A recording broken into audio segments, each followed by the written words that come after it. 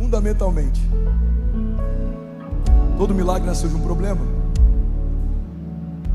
Você quer viver milagres? Então para de se acovardar quando Deus permitir problemas.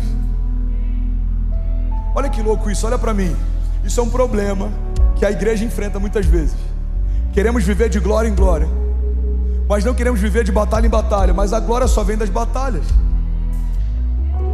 Queremos viver milagres, mas todo milagre nasceu de um problema. Queremos fugir dos problemas.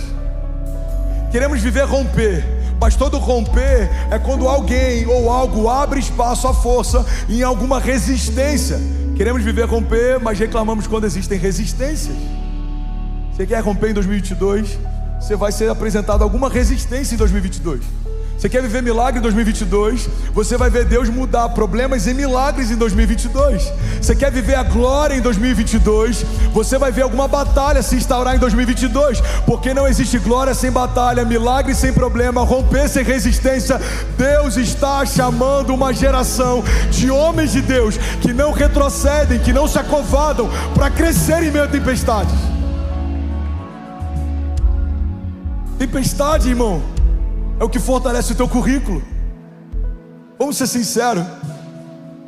Se tivesse um problema gigante vindo, um meteoro, vai destruir toda a terra, vai chegar em 30 dias, você não chamaria o zelador do teu prédio para tentar resolver isso? Você não chamaria o pastor da tua igreja para tentar resolver isso? Você não chamaria o teu professor de geografia para tentar resolver isso? Por quê? Porque quando algo é muito grande, a gente procura especialistas. Consegue imaginar a NASA numa conferência internacional junto com Moscou, outros cientistas chineses, uma conferência global, todo mundo em torno do mesmo problema, tentando resolver de alguma forma? A grande verdade é que vão chamar para dar conselhos quem já viveu histórias. Eu recebi uma palavra e eu pude viver isso junto com Paulo há 2 semanas atrás. Você vai ser usado como conselheiro de presidentes. Eu não consigo imaginar um adolescente de 15 anos dando conselho para chefes de estado, mas eu consigo imaginar alguém que precisou enfrentar doenças, potestades, principados, retaliação, desonra, descaso, cansaço, podendo dar conselhos para quem está enfrentando a mesma coisa. Por quê? Porque o problema de ontem te capacita a dar o conselho de amanhã. O problema de ontem te capacita a liberar o destino de alguém amanhã. Todo homem que marca uma geração foi marcado por Deus. Todo homem que liberta uma geração foi liberto por Deus. Não dá para marcar sem ser marcado, não dá para curar sem ser curado, não dá para libertar sem ser liberto. Alguém está comigo aqui? Pelo amor de Deus, diga: eu creio que todas as marcas que eu carrego aumentam o nível de glória que eu carrego. Se as marcas fossem um problema para o céu, Jesus não subiria aos céus carregando as suas chagas. Jesus retorna para os discípulos com o corpo glorificado, mas as marcas ainda estavam lá. Tomé fala: eu só acredito se eu ver. Jesus fala: não só ver, toca. As marcas ainda estavam lá. As marcas e as cicatrizes ao longo da nossa jornada, irmão, ferem a nossa estética, mas elas apontam para o nosso milagre. Uma geração estética quer cobrir as marcas. Uma geração profética sabe que a glória de Deus habita em meio a elas. Eu fui marcado por Deus, eu sei o que é passar fome. Paulo diz: posso todas as coisas naquele que me fortalece. Muitas vezes a gente coloca isso em para-choques de caminhão, em adesivos no nosso carro, na nossa bio do Instagram. Mas declarar que posso todas as coisas naquele que me fortalece não significa que eu posso tudo o tempo inteiro do jeito que eu quero. Significa que eu posso passar fome ou ter muita comida. Eu posso passar tribulações ou viver tempos de paz. Eu posso ser perseguido ou ser completamente deixado em paz. Eu posso todas as coisas naquele que me fortalece. Deus está à procura de homens que queiram fazer história com Ele. Mar Calmo nunca fez um bom marinheiro. Se Deus vai usar você para tocar uma geração, você vai precisar sentir a dor que a sua geração sente. Você está comigo ainda? Diga amém. Eu lembro que quando a gente fazia aquelas lives de cura durante a pandemia, foram 55 dias ininterruptos. Tinha noites que a gente começava a gerar a live 2 horas antes, orando em línguas, colocava um louvor. A gente tratou aquilo com tanto temor. Cada live para mim era como uma conferência profética. Nessas lives entraram príncipes de Deus, entraram homens que eu nunca imaginei. Do nada está lá Luiz Hermínio, do nada está pastor Darilson, pastores da Bethel, do nada Thaís Zenete, pastor André, homens de Deus iam entrando na live, e tanta gente sendo curada, cegos sendo curados, surdos sendo curados, paralíticos sendo curados. Sabe, tem uma pessoa que está aqui no auditório, inclusive, que o filho dele foi curado durante uma live de cura. Fica de pé aí, por favor, Lucão, fica de pé aí, por favor. Paloma, você pode celebrar a vida desse casal?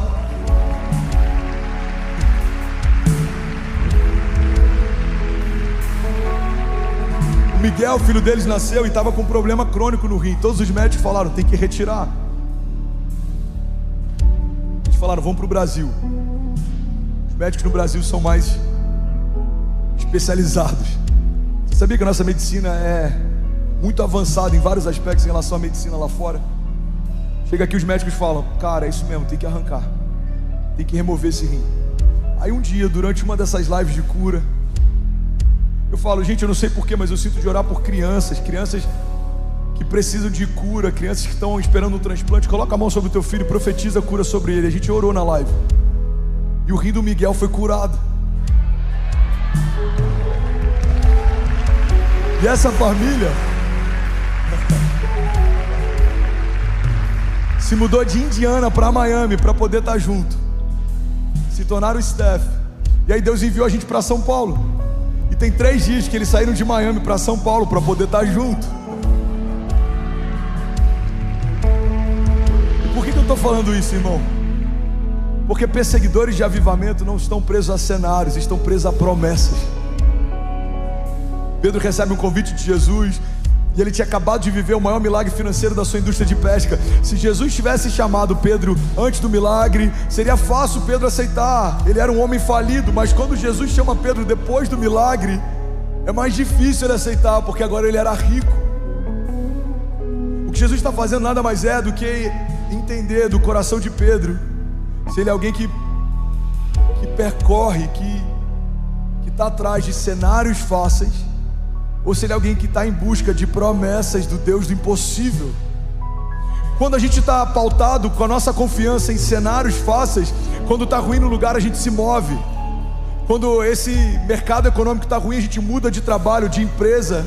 Mas a verdade é que Deus não nos chamou para sermos nômades em busca de cenários fáceis. Nós tornamos as coisas mais fáceis. Existe um provérbio oriental que ele carrega tanta verdade. Ele diz que tempos difíceis criam homens fortes. Homens fortes criam tempos fáceis. Tempos fáceis criam homens fracos. E homens fracos criam tempos difíceis. Você já percebeu que tem vários herdeiros que colocam tudo a perder com aquilo que foi criado pelo pai? Porque os pais pouparam tanto eles de tempestades e processos, que eles têm muito, mas não sabem como reter o que têm. Eles ganharam muito, mas não sabem como multiplicar o que ganharam. E é comum a gente ver herdeiros perderem tudo que herdaram, até que alguém vai contar uma história dizendo: meu avô tinha muito, faliu, perdeu tudo e eu recomecei do zero. Alguém já ouviu alguma história assim? Irmão, eu vou finalizar, guarda isso. As tempestades são um dispositivo de segurança de Deus para que você não deixe escorrer pelas suas mãos aquilo que com tanto desafio você conquistou. As tempestades fazem com que a gente celebre aquilo que a gente conquistou. Por quê? Porque eu sei de onde Deus me tirou, eu sei o quanto eu batalhei e caminhei com Deus para estar nos lugares em que Ele me colocou. Eu não abro mão da promessa, eu não abro mão da minha família, eu não abro mão do meu chamado, eu não abro mão daquilo que Deus me confiou, porque eu sei que foi comprado a preço de sangue. Ele deu tudo que tinha para me dar. A bênção se tornou maldição para que eu fosse abençoado. O dono de toda a provisão enfrentou escassez para que eu fosse provido. A cura se tornou doença para que eu fosse curado. O único filho de Deus se tornou escravo para que eu fosse feito filho de Deus. Guarda isso, irmão. Todo milagre nasceu de um problema. 2 Coríntios 12, 9 diz: Ele me disse, a minha graça é suficiente para você, pois o meu poder se aperfeiçoa na fraqueza. Portanto, eu me gloriarei ainda mais alegremente nas minhas fraquezas, para que o poder de Cristo repouse em mim. Por isso, por amor de Cristo, eu me regozijo nas fraquezas, nos insultos, nas necessidades, nas perseguições, nas angústias, pois quando eu sou fraco é que eu sou forte. Alguém pode dizer glória a Deus por isso? Segundo Coríntios 4:8 diz: de todos os lados nós somos pressionados, mas não desanimados. Ficamos perplexos, mas não desesperados. Nós somos perseguidos, mas não abandonados. Nós somos abatidos, mas não seremos destruídos.